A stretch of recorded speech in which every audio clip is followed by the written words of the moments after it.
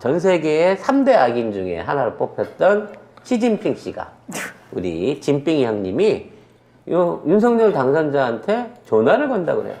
알아본 거지. 어? 쓰레기는 쓰레기를 알아보는 거야. 요 같은 과구나. 얘하고는 말 통하겠네. 아, 말이 통한다고 생각해서. 난 반대인데. 난 반대라고 생각했는데. 그래서 지금 조 바이든하고도 했고 기시다 후미오하고도 했고 시진핑하고도 아직 취임도 안 했는데 통화를 하는 그런 당선인이 초유의 당선인이 된 거예요. 당선 놈이 되신 거죠. 근데 얘들이 기대감 때문에 전화한 게 아닌 것 같아요. 그렇죠. 걱정돼서 이 사람 맞나? 하고 확인하는 차원에서 전화를 한 게 아닌가라는 생각을 해봅니다.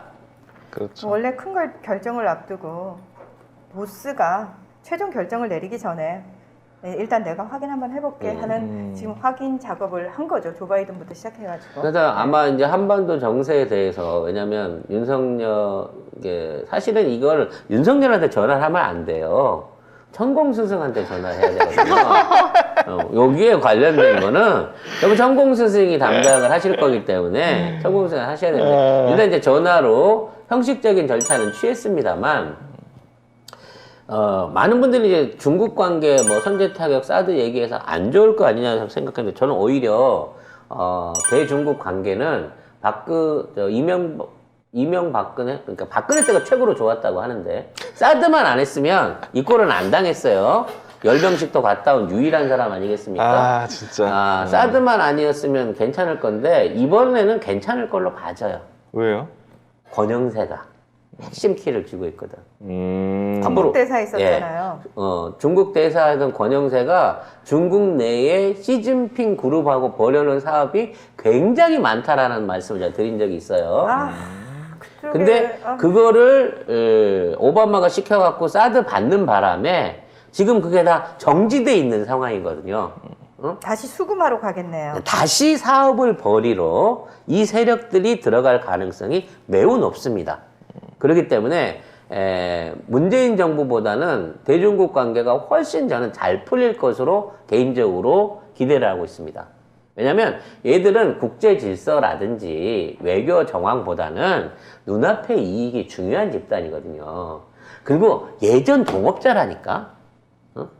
권영세가 중국 대사 있을 때 우리나라가 전파 총국하고 같이 해서 박근혜가 한류 문화 콘텐츠부터 시작해서 기획사 공연 각종 모든 콘텐츠들을 독점해서 수출할 수 있는 회사를 차려놓고 거기에다가 고졸 출신 대머리 남자친구 시켜가지고 최은택 시켜가지고 차은택. 그거를 차은택 시켜가지고 독립적으로 그걸 할 수 있게끔 계약서를 맺었어요. 그 계약서가 아직도 존재를 합니다. 지금 그 뒤에 사드 한류 때문에 못 들어간 게 아니에요. 전파 총국하고 독점 계약을 해놓은 상태에서 차은택이가 감옥을 가버리는 바람에 나머지 일반 회사들이 그게 안 됐단 말이야. 그러니까 그 부분에 대한 것들을 다시 풀어낼 수 있는 핵심 관계자가 권영세인 거예요. 근데 권영세는 그렇게 따지면은 권영세가 그렇게 사업을 벌일 수 있게 뒤에서 뒷받침은 박근혜가 했단 말이야. 그렇지. 최순실이 했었지. 그러니까 근데 그러면 그 권영세의 사업이 다시 들어간다라고 하면은 과연 윤의 입김인가 아니면은 최순실의 입김인가? 그 뒤에 숨어 있는 돈벌이 하는 그룹의 입김이겠죠. 그 그룹은 초월해. 그냥 계파를 초월해. 아까도 얘기했잖아. 정치, 외교, 의리 이런 거 아니라니까. 돈만 되면 뭐든지 할 수 있는 세력들이 지금 있는 정부 안에서 장악을 하고 있는 거예요. 중국은 그런데 대한민국도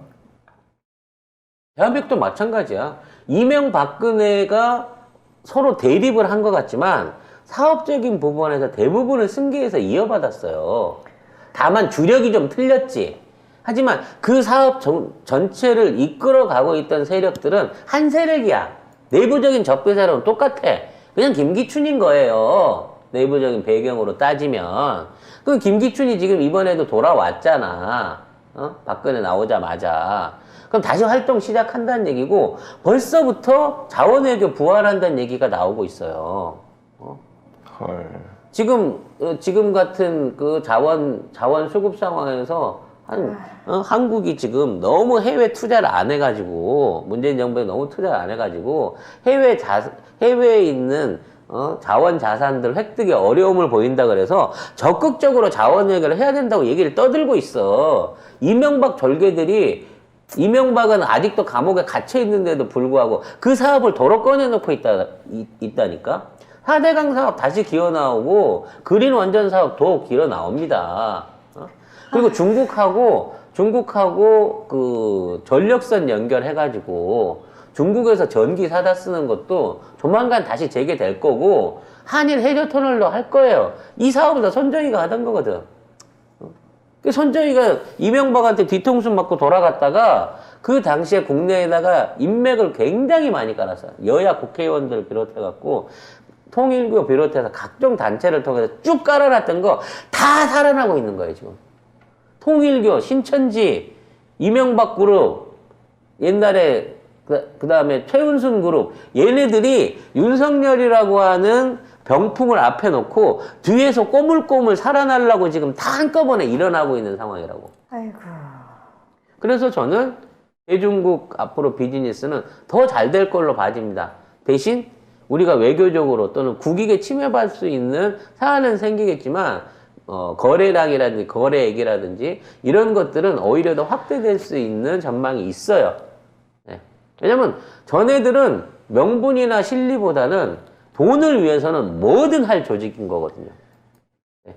깨끗하지 않은 돈이지만 돈을 벌기 위한 본격적인 시도가 시작될 거고, 다만 지난번하고 틀린 거는 우리가 이 세력들이 무슨 의도로 이런 짓거리를 하고 있는지를 감시하고 확인하고 거기에 대한 증빙을 통해서 영수증 처리를 제대로 해서 예전처럼 대통령 아들이 갑자기 석유회 그 자원외교하는 회사 들어가갖고 수천억을 처발려서 유전을 개발한 다음에 그 돈을 날려버린다든지, 있지도 않은 콩고에 다이아몬드 광산을 한다고 투자했다가 그거 손실해서 없애버린다든지, 이런 짓거리를 안 당할 수 있도록 수법은 빤하거든.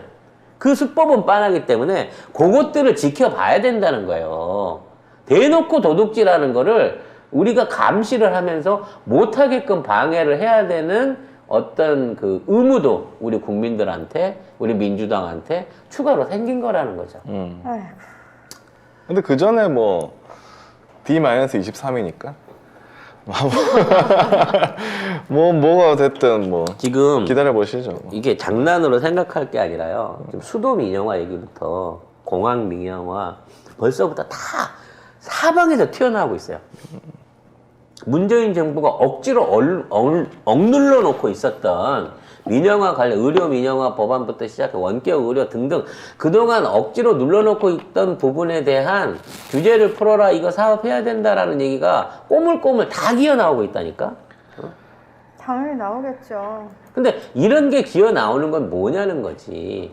이런 걸 해먹기 위해서 윤석열 뒤에서, 아닌 건 알지만 윤석열을 밀었던 세력들이 지난 5년 동안 굶었던 것까지 한꺼번에 끌어당겨서 챙기려고 본격적인 계획을 세우고 있다는 겁니다. 진짜 정신 바짝 차려야 돼요, 우리 대한민국 국민들, 민주당들, 우리 언론들. 진짜 이 위기를 극복해 나갈 수 있는 거는 깨어있는 시민, 깨어있는 언론밖에 없습니다. 어쩌다 공중파 송작가 TV를 여러분들이 더더욱 많이 사랑해 주셔야 될 이유가 거기 있다고 저는 생각이 듭니다.